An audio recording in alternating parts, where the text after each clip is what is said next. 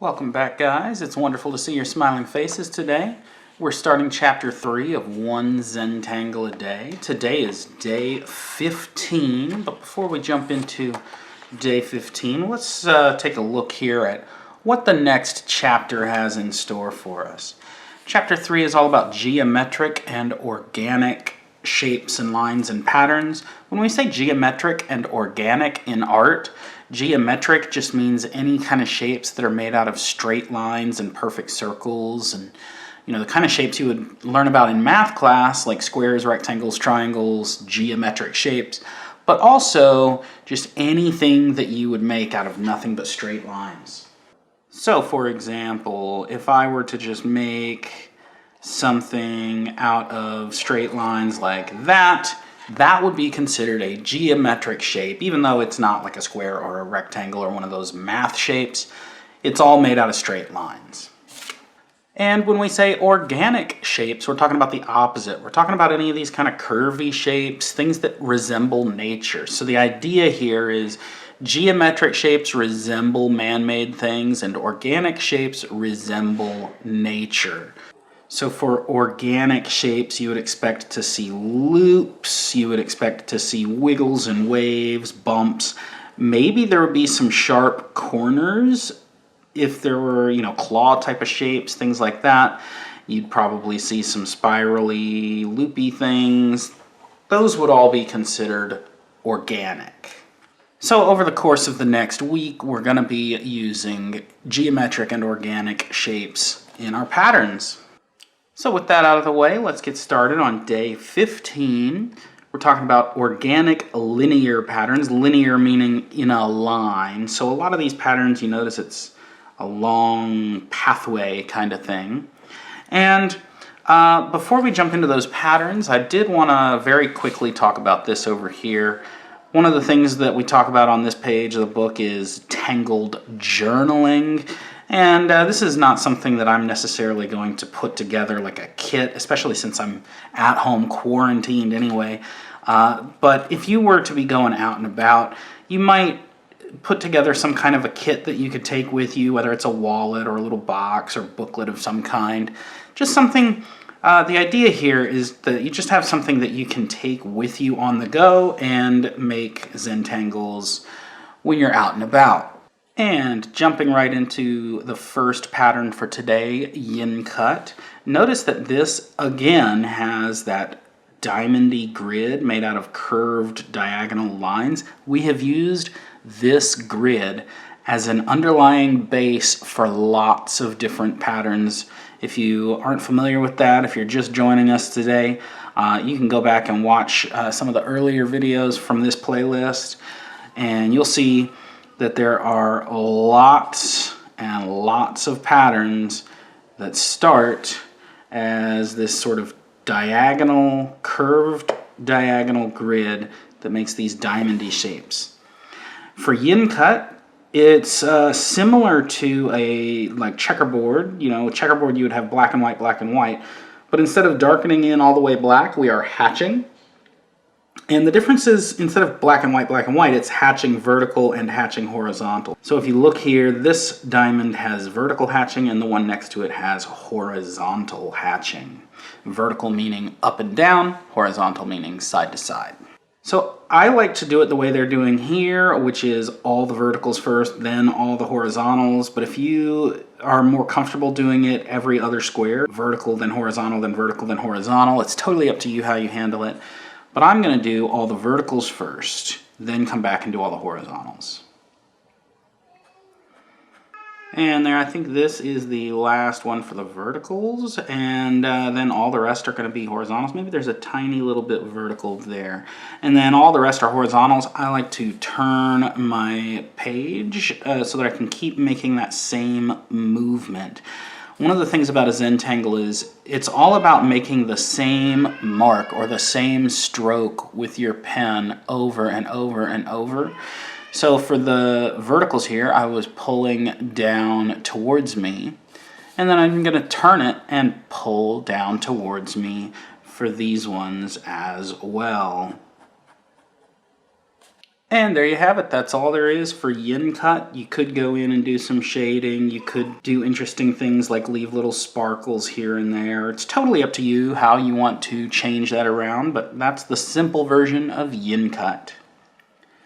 Locar is a little bit more involved.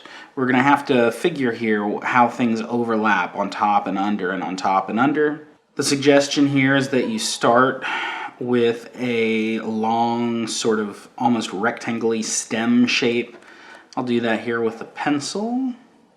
And then we're going to make these crisscrossing filaments that come off of it. So what I'm going to do is start at the edge of my stem, at the bottom edge. I'm going to make a filament that comes up and out, and then go down the stem a little bit, and then make another filament that overlaps under the first one. Again, make a filament that goes up and out, then a little bit further down the stem we make one that loops back and goes the other direction underneath. I like to stop here, come back down to the bottom, and follow the same pattern I did up here with going out, then back down and under. And then, if you want, you can add more of those overlapping each other. But I personally find that they just get confusing when they overlap each other, so I'm going to stop there. Now, Verdigogh is another interestingly spelled tangle. I love the way it's got go like Van Gogh. This one also starts with a long, sort of curvy rectangle stem. But instead of having a very specific pattern of over, under, over, under, over, under, we just start by making a bunch of little tendrils coming out, and then a bunch more tendrils coming out, and then a bunch more tendrils coming out, and they just sort of overlap each other as they go. So this one is, I like this one better because this one is less structured, and it's more just kind of go with the flow, which to me, that's what Zentangles should be all about. So there's one iteration. Now I'm just going to keep making more and let them overlap each other however they end up overlapping each other. All right, there's a second iteration. Notice these ones overlap here, this one overlaps there. Let's make another iteration. There, so now there are a whole bunch of these overlapping tendrils, and you can keep going as long as you want, or you can stop whenever you want. There's no wrong way. And before I make a tile out of these patterns, I want to reiterate that these two patterns here, Locar and Verdigogh, both are very, very organic. Yincut started kind of organic with these curved lines in the grid, but it's much more geometric with its straight lines inside each of those grid squares. And sometimes juxtaposing the organic next to the geometric can really make certain aspects pop out and contrast on your page.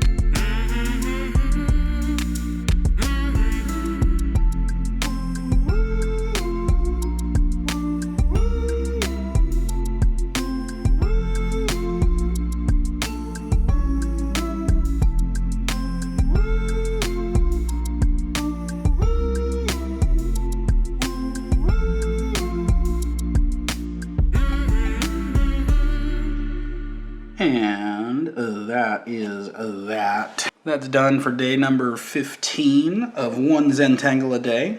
I don't think I'm still very comfortable with this Locar pattern. I don't know. But I loved the Verdigogh pattern and the way that it interacted with Yincut here. And then I threw some Amaze in there just to kind of have some more organic lines. But I particularly enjoyed this interaction here. Anyway, if you enjoyed this video or this series so far, hit the like button, share it with your friends. Don't forget to subscribe, and I will see you tomorrow for day 16.